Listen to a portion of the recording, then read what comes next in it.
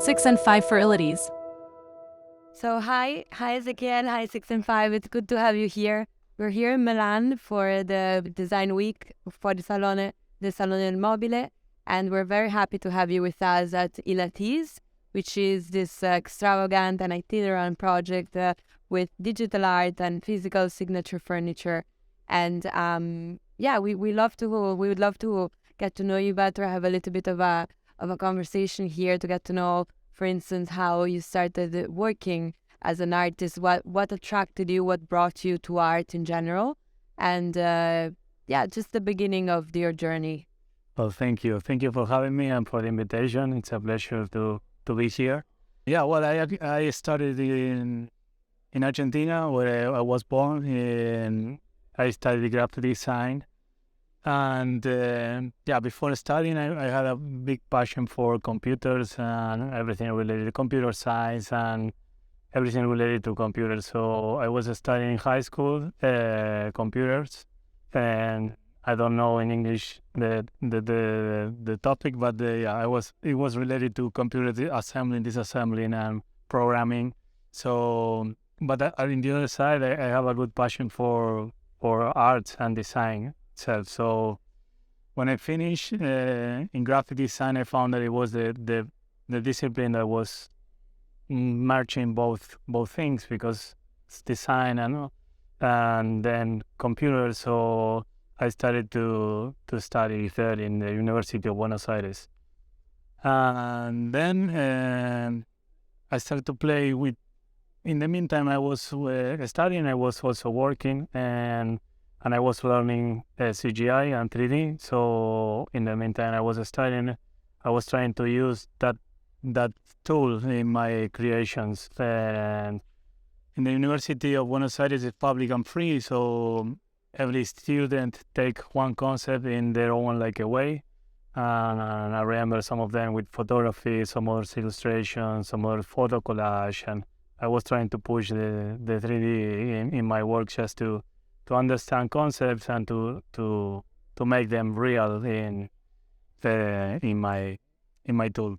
So this was how everything started. Then I was working in some studios in Buenos Aires, and then in Madrid. At that moment, it was like a branding and design using CGI.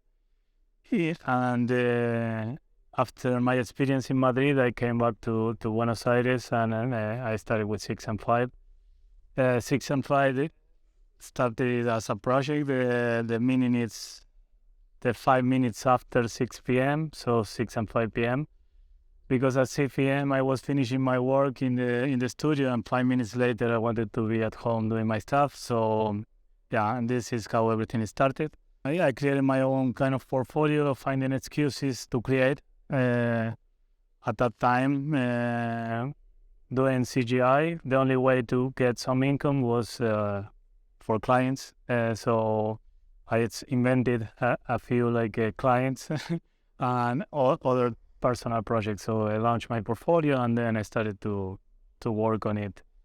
And I've been lucky that all those years in Argentina, because of internet, some of these personal projects started to be it started to have some presence online, and then some recognition in some magazines and things. So I started to have a little bit more of visibility and clients. So all those early years, since 2014 until 2019, let's say, I was finding a way of working where I was doing my stuff and then releasing to the world via internet, and then getting some clients, working a few months for commissions, and then spending again 3-4 months to do my next thing. So for many years was the way of working for myself. Okay, this is the way or the space I find for expression, self-expression, and then the other area is to get some income and to live and pay expenses. So in that cycle, I was working for a while. 2018 and 19, I started to have a better clients where I could find a space to to add also my art in the commission. So Microsoft was the main one at that moment, where they wanted to some of my creation as a wallpaper of the Microsoft devices, Surface devices. So at that moment, I could find that, okay, maybe I can find some clients that pay for what I do, and I don't have like a big process of being as a tool, let's say, because I consider that the problem in CGI working at that moment was like we were tools, visualization tools only. So I wanted to also use the tool as a creative expression, and this was hard if you needed to live with. So yeah, I've been lucky that Microsoft trusted on me for the devices, and then the Windows 11 wallpapers came later, but I still was in that cycle of I needed my time to do this. No marketing department, no many like big companies, processes with feedbacks and that. So in 2020, the NFT technology arrived, where the NFT technology basically allows you to authenticate one digital piece of work. You know, before, if you have a image or video, didn't have any way of authentication. It's the only way. It's a file that you can download and you can have wherever you want, and that's all. So having suddenly the technology that allows you to authenticate one digital art would open like a new world, because suddenly some people that were interested to have my work as a unique piece or as an edition, and they suddenly it was possible. So yeah, this changed the way I was working, because since then I said, okay, maybe I can live with being as an artist, and then I can decide if I want to collaborate with some brands in some way, but it's not like I need them a lot to then do my stuff. I can do my stuff and then live with it. So I started to work in that way since then, 2020. And the last 3 years, I prioritize my work and my ideas and my expressions, and then I have collectors, have brands that I usually collaborate with, and it's a new approach and kind of like. But I don't know, I probably say that a lot, but I basically use CGI as a creative way of expression and an artistic way of expression. I have my style that I was building over time, but then with this tool I have different ways of expression, like some of them physicals, some others only digital with an image or a short film, or architectural space that in physical too, or even an immersive space in digital 100% of physical too. So I see like different ways of expression of using one main tool. It's interesting the way you said that and since the technology of NFT arrived, it allowed you to push your research and your work as a full-time artist, and not having, giving you much more freedom in order to focus on that, and like also being more independent also from clients and that kind of activity. And during your work, actually, we see it is visible, the strong signature of your work, like it is in some kind of way recognizable, like that is can be 6 and 5, like we see and some subjects that also recur, such as nature or geometrical figures, but there's always a kind of balance in time and space that is really a lot present in your work, and what is also interesting, as saying as a tool, but I'm asking to you, I don't want to speak for you, but it's you're experimenting with different tools, digital, but also going towards the physical, and how did that shift arrive? Shifting from a digital image to the physical creation in the space.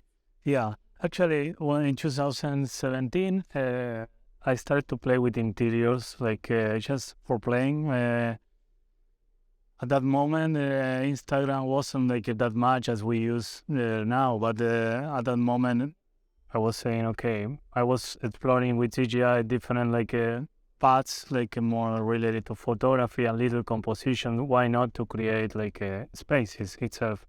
So I brought all the knowledge I was learning at school, more colors, visuals, structures, and I'm trying to use this knowledge in to create a space itself. So suddenly one big cube was a wall, and then if I change the colors and the height of the ceiling, it brings a different a perspective, a different feeling. So I was playing with the spaces. As soon as I got more render power and machines at that moment, I was limited with the computer. So suddenly I could process by myself a better renders and a bigger space, lighting, and so it started more as a curiosity. And when I started to create those spaces, it was fun because I released on Instagram and suddenly became kind of, I don't know, popular or got some audience in that style. So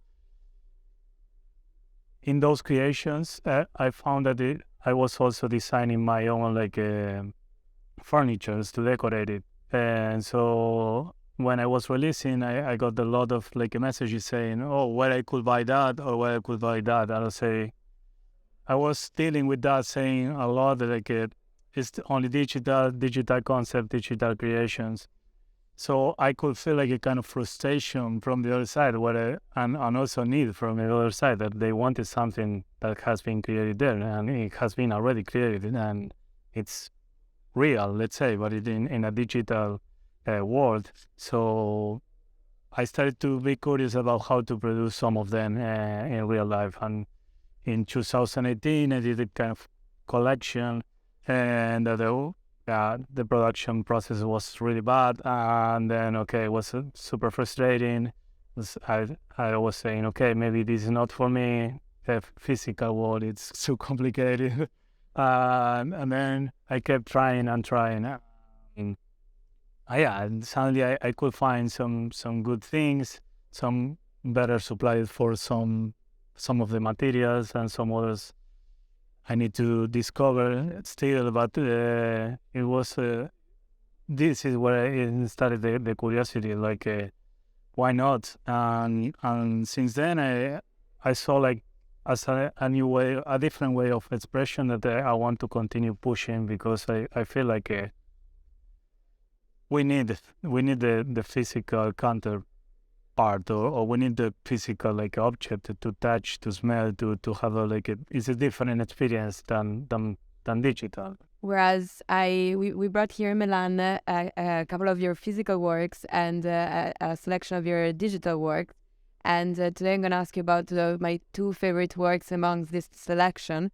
One of them is the opposite chair, and which is a beautiful armchair that we're going to show we're exhibiting in our happening Ilatis. And the other work I wanted to ask you about is Revolt, which is a digital work in which the house literally goes crazy. You can see a house from the outside, and then you can see the house from the inside, and the furniture and everything seems so perfect and still, and it seems like the owners left the house. Maybe they're away, they're on holiday, and little by little the house actually, sets up and stages a real rebellion. How did this work rise? Yes, well, actually, the opposite chair, it was an excuse to produce one chair of two symmetry parts, where in the middle that could be the strongest area, because you will sit will feel weak, but creating a structure inside, maybe we could make it work. So it's the concept behind is about two parts that like a magnet, that they're opposite, but they also can live together. So this was inspiration, and the color it was so particular that I was curious to create this type of particular chrome color that takes attention, and at some point it looked like something that you cannot see it, and you need to appreciate as a sculpture, but but it has functionality, so you should see it and you should use to. So yeah, this was the exploration. It was, I would say, the first successful experience in physical because the previous attempts failed.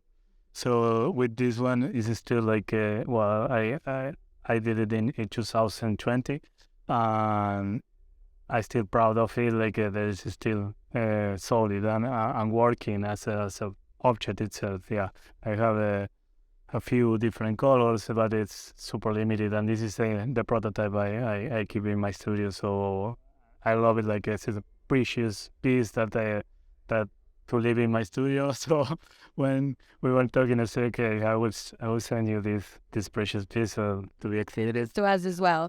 Suits. A Revolt, it was a really fun project. Like, I don't know, the digital world allows you to create whatever you want, and you can create your own stories and visualize them. So it started like as this idea of the rebellion of some objects that we usually hide. A clothes dryer, a plunger, those objects that they are functional, but we are not proud to show, So they are living in a luxury house, so probably they are like underground or in some part like hidden. So when the owners weren't there, they took full control of the house and they messed it. They started to break everything. So there are some objects that in the story of the short film they are presented as part of the decoration of this luxury house, but you see that they don't belong there. So it was fun to think about it. It's like I don't know. I really like the process of doing it. It took a lot of time because I was working in the design of the house, design of the objects inside, the story and animation. I had a big team involved on it. I'm friends that I asked them to join to this crazy idea because the animation and rendering and all the process was really huge.